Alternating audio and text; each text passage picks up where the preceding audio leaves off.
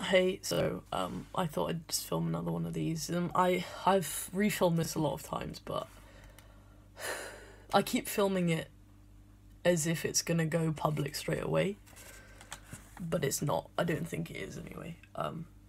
But I'm gonna talk about my Gendercare appointment because I don't think I actually said what happened in it.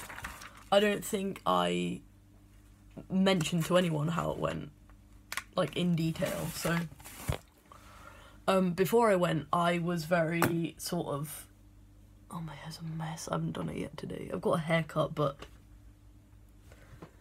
it looks like it looks like Dan Howell hair. Anyway, will I be ever happy with my haircut? Stay tuned to find out. Spoiler alert, never. Okay, so what I was doing before I went to my Gendercare appointment was trying to get as much information as possible. Because although they do send to you a massive comprehensive email about, like, what's happening and what will happen and all that stuff, it's still a bit scary, going there. You don't know where you're going. It's not like a thing. It's not Gendercare. Like, Gendercare isn't Gendercare. It's in a clinic, a private clinic, which is like a bunch of stuff. So I tried to get as much information as possible, so it was like smooth. So I got there fine eventually. I actually missed my first train. I was up at 6. I got up at 6 o'clock in the morning, and my train wasn't until 8:30. So I woke up, started getting things ready. I was super on time, super early, super running on tracks, and then got back into bed. Big mistake. So I fell back to sleep. And then my mum came down. Thank Christ she came down. And she knocked on my door and she was like, hey, like, did you not need to get your train? So I sprung up thinking it would be like 10 a.m. or something, or like 9 a.m. And it was 8, so I was like, oh, okay, that's fine, like, it's not ideal, but I've got most of my stuff ready, and my train is at 8:30.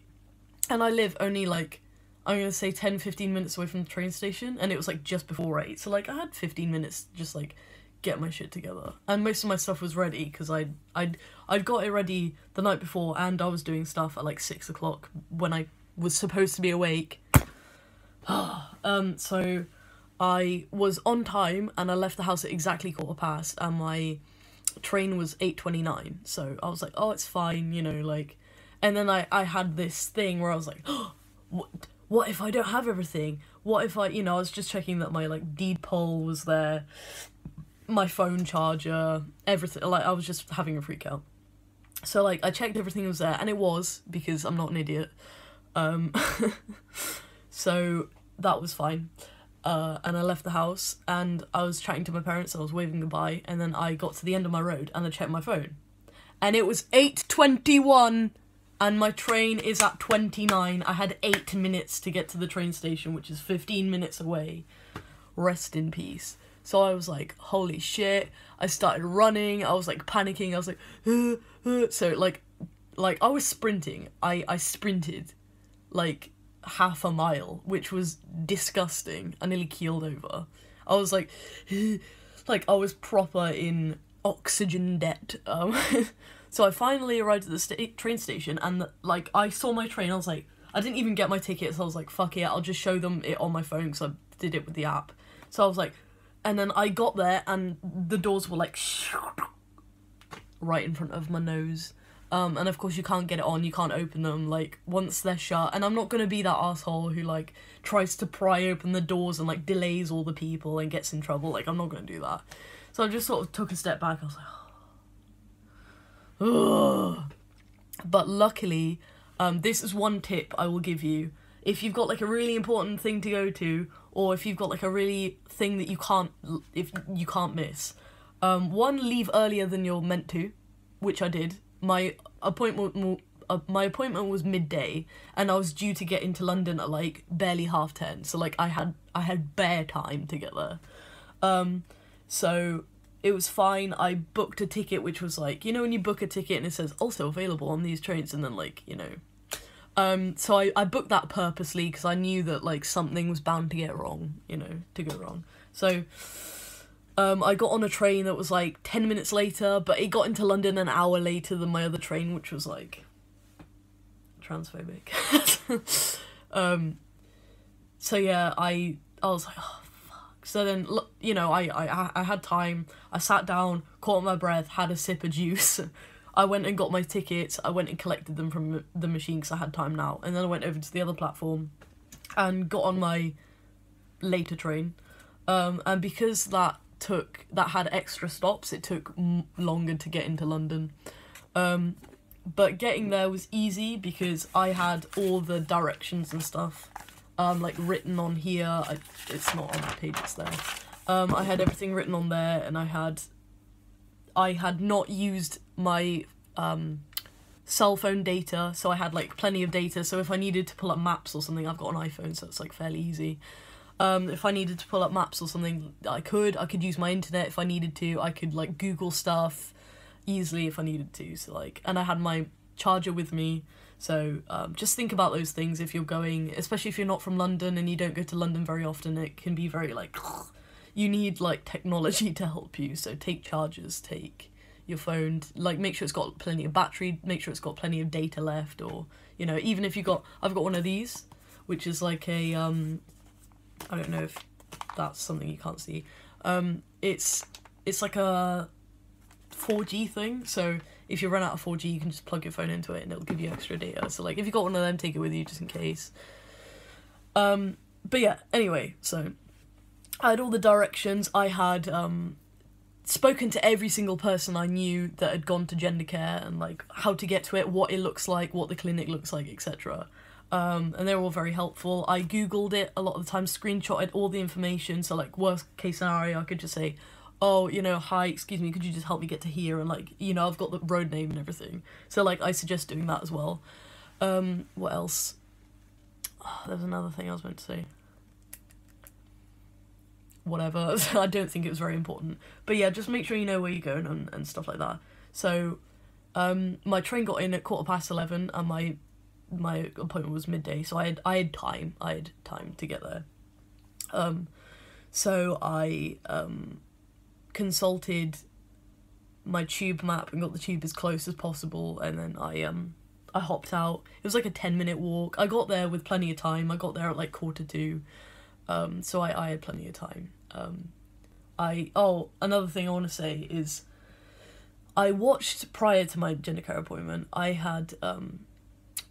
I'd watched plenty of videos that were like, my experience was with Gendercare, like how your first appointment will go, like informational videos on like what's gonna happen, how to get there, what it looks like, etc. But like none of them seemed to tell you enough, because I was obviously scared, I was nervous, I wanted everything to go smoothly. I'm very anxious when it comes to things like this. I need to know like exactly what's going on. So like when I arrived, I was a bit like, like I got there fine, but like it wasn't how I expected. So warning, one, it's really small, it's like a fucking living room, which is lovely because it makes you like, it's not doctory, you don't walk in there like ugh. But it just literally feels like someone's house. So you go in, and what people don't tell you is that there's no reception, there is no one to help you. You just walk in, there's a little desk with like a little thing, and it says like, please sign in here, sign your name in the book, what time you came in, when you come down you'll sign out who you're seeing. There'll be loads of other people there, like, saying whoever. So I was seeing Dr. Lorimer, of course. So I sat down and got all my stuff ready again. I had all my information out ready, I had my depot ready, I had, like, everything in my hand on my lap ready. And then I realised that people were saying in their videos, oh, you know, make sure you sign a letter, make sure you fill out the form, and I'm like, what? So I start looking around like, oh shit, there's a form I'm supposed to do. So I was like looking around thinking like, where the fuck is this thing? It's on like a tiny table to the right, so like you'll walk into the door, there's the table with the sign-in book, and then like to your right there'll be a tiny circle table. When I went anyway, it could change. And there's like a tiny little book, and it's like, oh, if you're seeing Dr. Lorimer, like sign in this form. It's like a little post-it. So take one of those, fill it out. That's where you put all your GP information, all that garbage. So I did that, and then literally as soon as my pen finished, it was like 12, so I was like, oh, you know, like, any minute now it's gonna come down. So I was like starting to get nervous. I was starting to like, oh, have I got the right day, blah blah blah. So eventually he came down. It was like 12:02 or something. I knew exactly what time it is because I had my phone in my hand, checking it like mad. And he popped down at like 12:02 and he's like, oh, I'm so sorry I'm late. I'm like, dude, it's fine, it's 2 minutes, like, it's cool. Also, I was expecting it to be really scary, really a terrible appointment with lots of intimate, scary questions, and I got the impression from a few people that it was, like, trying to prove you wrong, or, like, very interrogative, but it wasn't at all. As soon as I sat down, I was like, oh, you are lovely. Like, it was not a big deal at all. I loved him. He's fucking lovely. I couldn't be paid enough to say a single bad word against Dr. Lorimer. He's so validating, and like made sure to clear all the like names I was using, because I used like a different name before than what I'm using now, which is Josh. But he cleared that with me. He was like, oh, so is it this or this? Like, what's cool with you? And I was like, oh, this, you know. So it was very cool. He was very validating. He was very, like, he made sure everything was cool. So, as soon as I sat down, I was like, oh, this is gonna be great. Like, he's gonna be fine.